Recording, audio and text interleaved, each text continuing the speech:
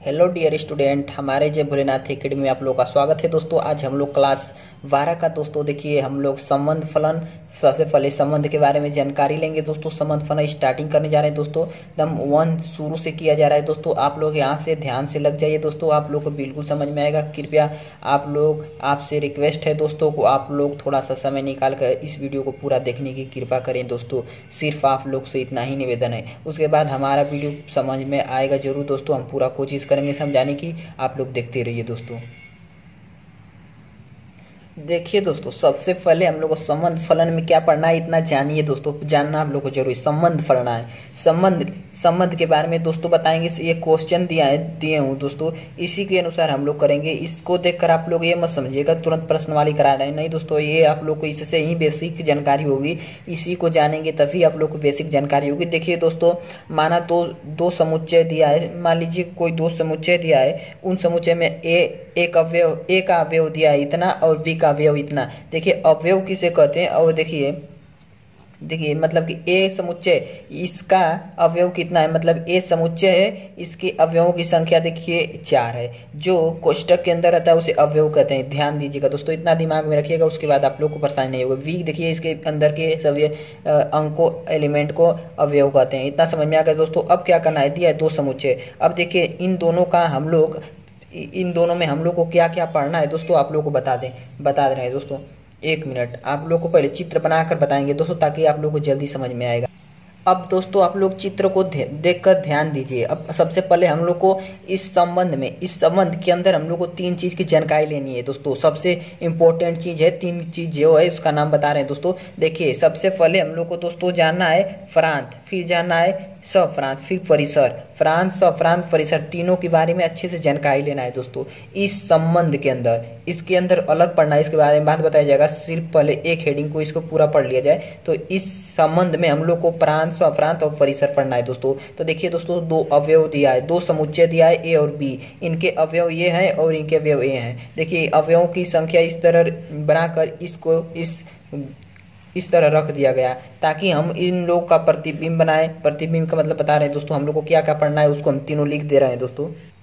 देखते रहिए please guys दोस्तों, हमारे प्यारे दोस्त, आप लोग को बिल्कुल समझ में आएगा। आप लोग ध्यान दीजिएगा दोस्तों कैसे कर रहे हैं।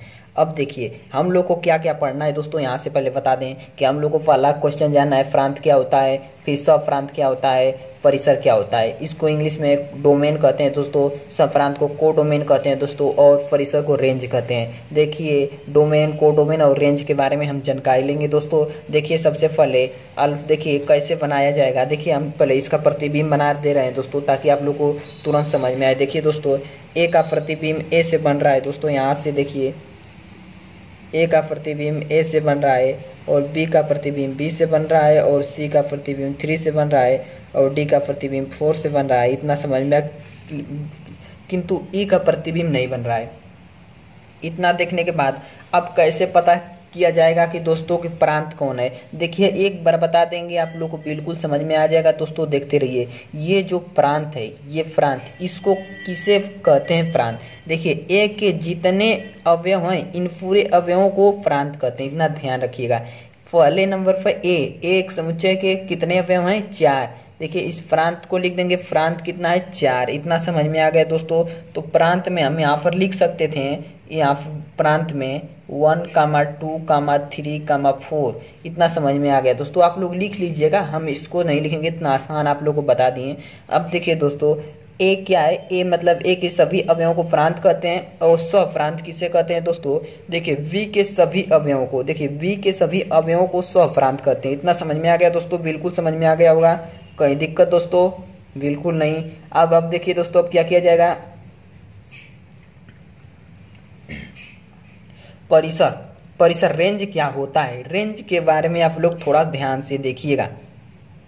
देखिए रेंज क्या है दोस्तों, अब आप लोग को ध्यान देकर पढ़िए कि रेंज के बारे में क्या होता है।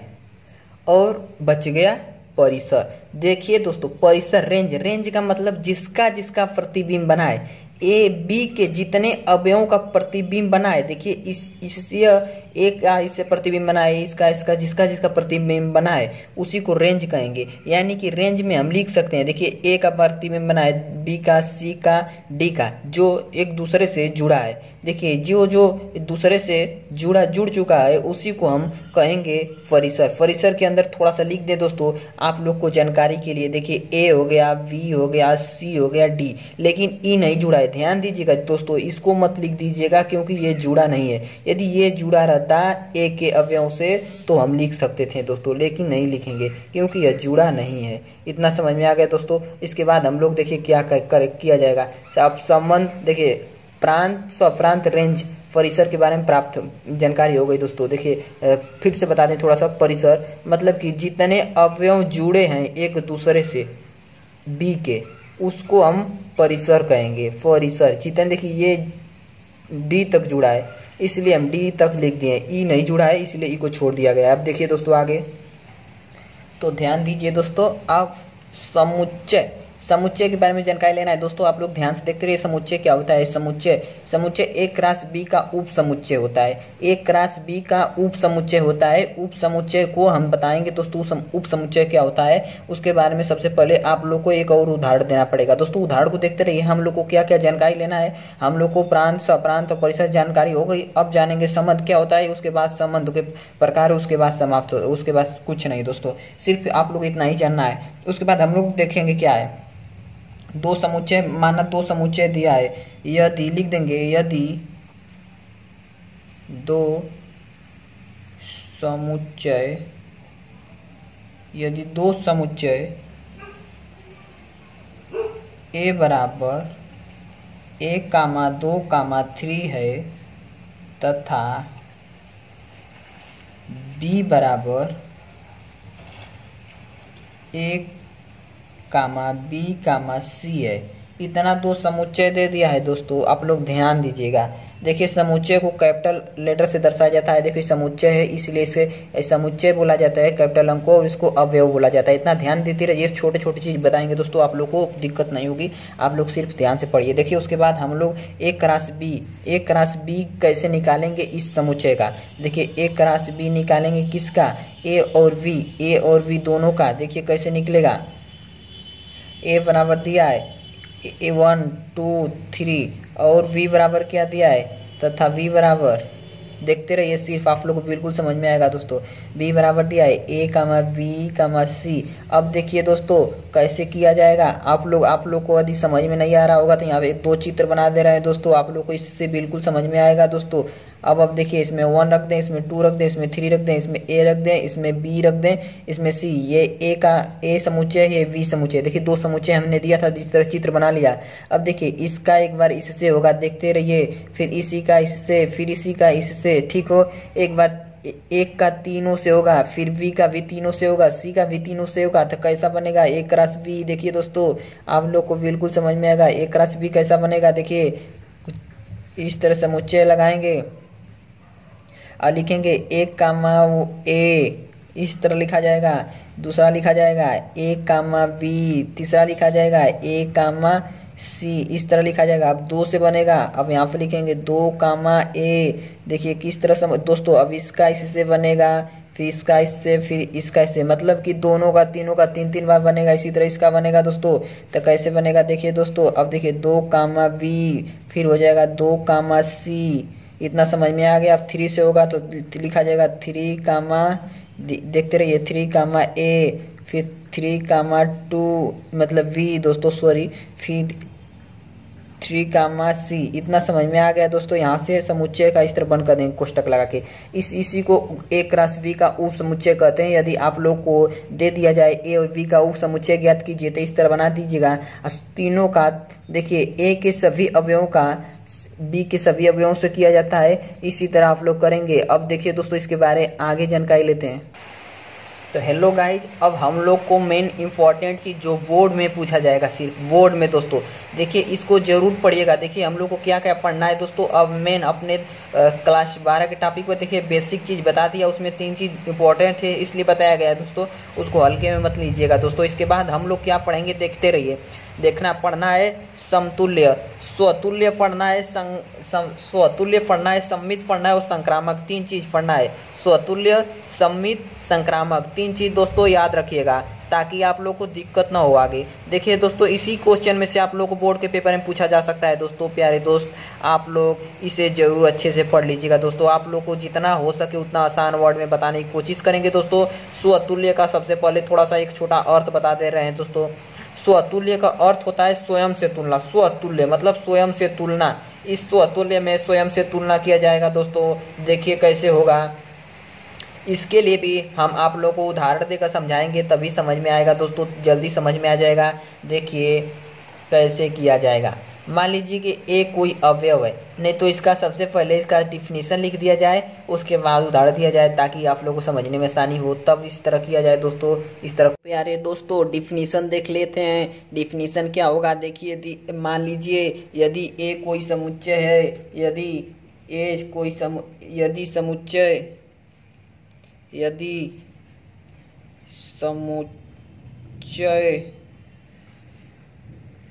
ए में, देखिए दोस्तों आप लोग पहले डिफिनेशन लिख लेते हैं। ए में जितने अवयव होंगे दोस्तों, ध्यान दीजिएगा,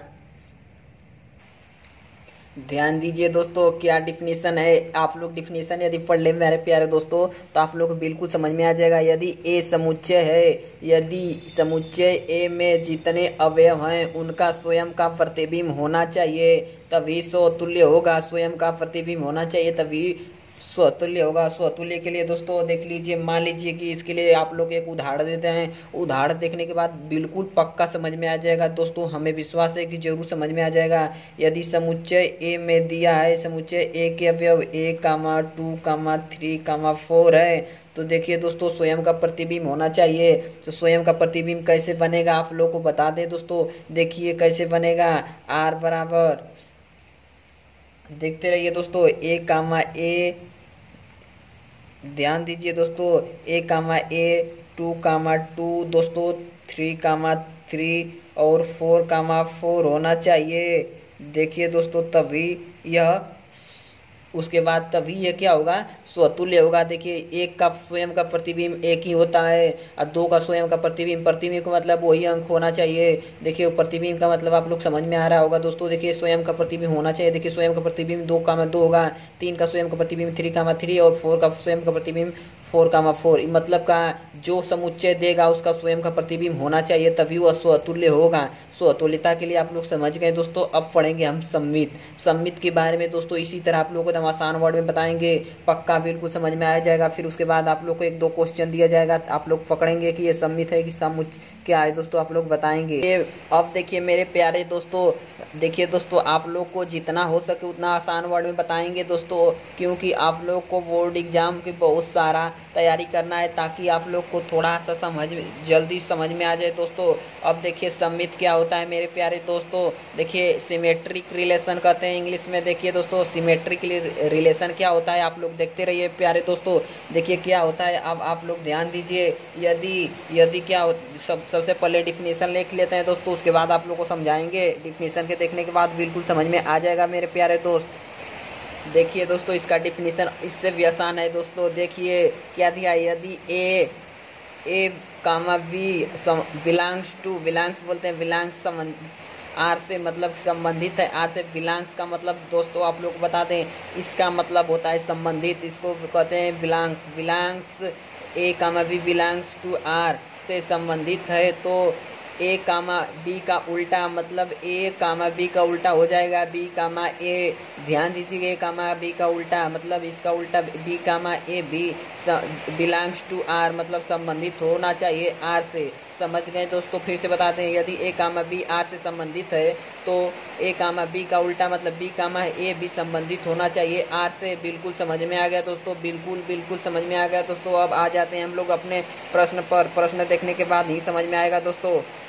तो दोस्तों देखिए एक कोई समुच्चय है, मतलब कि मान लीजिए कि ये ए है, ये बी है, तो इसका मतलब कि ए कामा बी ए से संबंधित है, तो बी कामा बी ए भी ए से संबंधित होना चाहिए, तभी सम्मित होगा दोस्तों। मतलब कि बता दें कि आर मतलब कि देखिए रिलेशन, मतलब देखिए ए कामा टू मतलब ए बी से संबंधित है, ए दो से संबंधित है, तो इसका उल्टा मतलब दो भी ए से संबंधित होना चाहिए, तभी ये क्या होगा, सम्मित होगा, अन्यथा नहीं होगा। कोई भी अंक दे दिया जाए सम्मित के लिए दोस्तों, तो आप लोग सिमेट्रिक रिलेशन के लिए ध्यान दीजिएगा। क्या होता है, ए कामा बी का अगर ए कामा बी आर से संबंधित है, तो बी कामा ए भी आर से संबंधित हो, मतलब उल्टा भी उसका उल्टा उसका क्या होना चाहिए, उसका उल्टा उससे संबंधित होना चाहिए, तभी वह क्या होगा, सिमेट्रिक रिलेशन मतलब क्या होगा, सम्मित फलन होगा, सम्मित होगा। उसके बाद हम लोग को संक्रामक पढ़ना है दोस्तों, संक्रामक के बारे में जान लेते हैं, उसके बाद एक क्वेश्चन लगाएंगे, उसके बाद सब हल हो जाएगा दोस्तों। तो मेरे प्यारे दोस्तों, मेरे प्यारे भाई लोग, आप लोग को बता दें, देखिए कि तीसरा नंबर हमें पढ़ना है, क्या पढ़ना है, तीसरा क्वेश्चन संक्रामक संबंध मतलब ट्रांजिटिव रिलेशन पढ़ना है हमें दोस्तों। ट्रांजिटिव रिलेशन के बारे में आप जानकारी लेंगे दोस्तों। थोड़ा बारिश हो रही है मेरे प्यारे दोस्त, इसीलिए आवाज़ थोड़ा सा आप लोग को साफ नहीं आ रही होगी। इस कोशिश करेंगे दोस्तों कि आप लोग को आवाज़ सही मिले। उसके बाद हम लोग क्या जानेंगे दोस्तों, यदि दोस्तों सबसे पहले डिफिनीशन लिख देते हैं, ताकि आप लोग को बस समझना रहेगा, आप लोग घबराएंगे भी नहीं। लंबी वीडियो हो जाती है तो मेरे कुछ प्यारे दोस्तों घबरा जाते हैं, इसलिए हम कोशिश करता हूँ कि आप लोग के लिए जितना छोटा वीडियो बने और अच्छे ज़्यादा बात ना हो, इसलिए हम कुछ इस तरह का तरीका करते हैं दोस्तों। आप देखिए, तो मेरे प्यारे दोस्तों डिफिनीशन है, थोड़ा आप लोग को डिफिनीशन नहीं समझ में आएगा, क्योंकि इससे ये संबंध ऐसा थोड़ा सा कठिन देखने में सुनने में होता है दोस्तों। आप लोग को बताने की कोशिश करेंगे जितना हो सके आसान।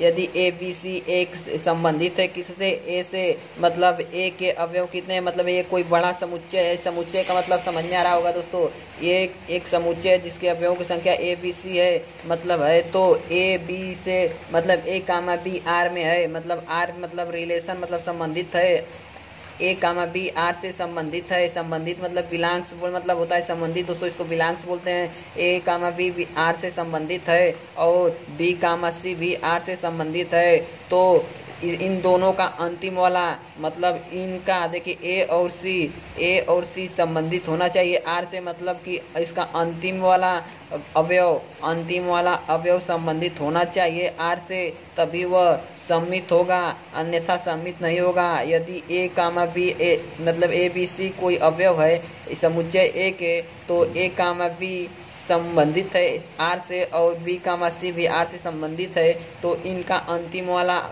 अवयव ए कामा सी भी संबंधित होना चाहिए किससे दोस्तों, आर से, तभी क्या होगा, सम्मित संक्रामक होगा, अन्यथा नहीं होगा। अब देखिए दोस्तों कैसे, इसका थोड़ा सा एक क्वेश्चन ले लेते हैं दोस्तों, इसका उदाहरण लेते हैं।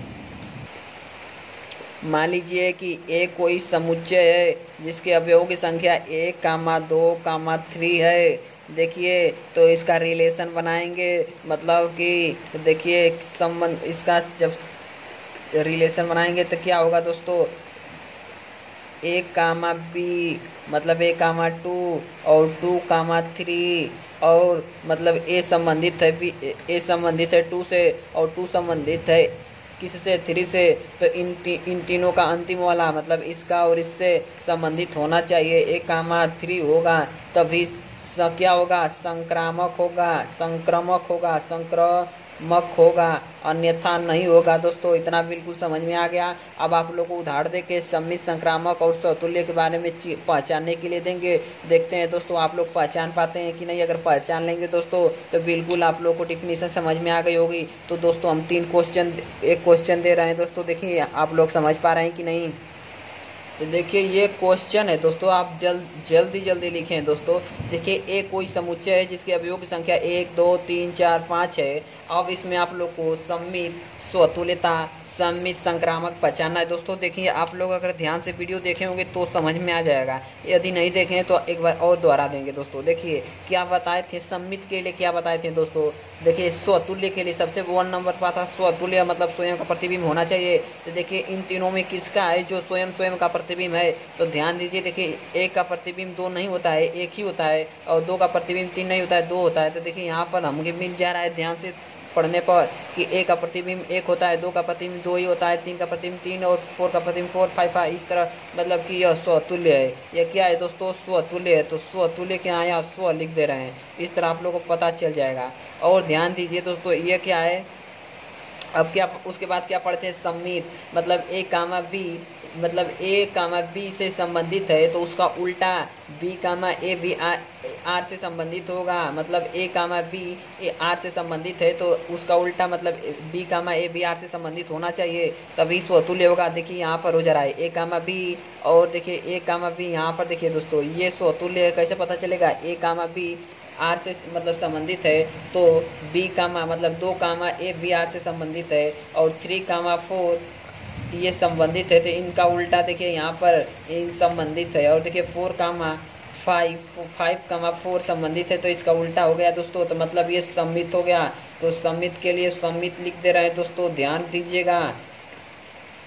और क्या था तीसरा नंबर हमें पता चला था कि ए कामा बी, देखिए ए बी सी ए के अवयव हैं, समुच्चय ए के अवयव ए, मतलब समुच्चय ए मतलब बड़ा अवयव, समुच्चय ए मतलब कोई एक बड़ा समुच्चय है जिसके अवयवों की संख्या कितनी है, 1 2 3 4 5 है। तो और जिस वो है तो ए कामा बी आर से संबंधित है, बी कामा सी मतलब कि ए कामा 2, मतलब कि देखिए आर ए कामा बी मतलब ए कामा बी हो गया, बी कामा सी तो बी कामा सी हो गया। देखिए सी कामा डी और डी कामा ई, और उनका वाला अंतिम वाला अवयव मतलब इसका और इसका से मतलब ए कामा 5 आर से संबंधित होना चाहिए। देखिए ए कामा 5 आर से संबंधित है, इसलिए ये क्या है दोस्तों, संक्रमक संबंध है। इतना बिल्कुल समझ में आ गया दोस्तों, इतना समझ में आ गया तो आप लोग को बिल्कुल समझ में आ जाएगा, और आप लोग को क्वेश्चन लगाया जाएगा तो बिल्कुल समझ में आएगा दोस्तों। यही हम लोग को ज़्यादा ज़रूरी था जानने के लिए। बोर्ड में 4 नंबर का ये दोस्तों आता है, इसलिए इस पर हम ज़्यादा समय देते हैं, इसे ज़रूर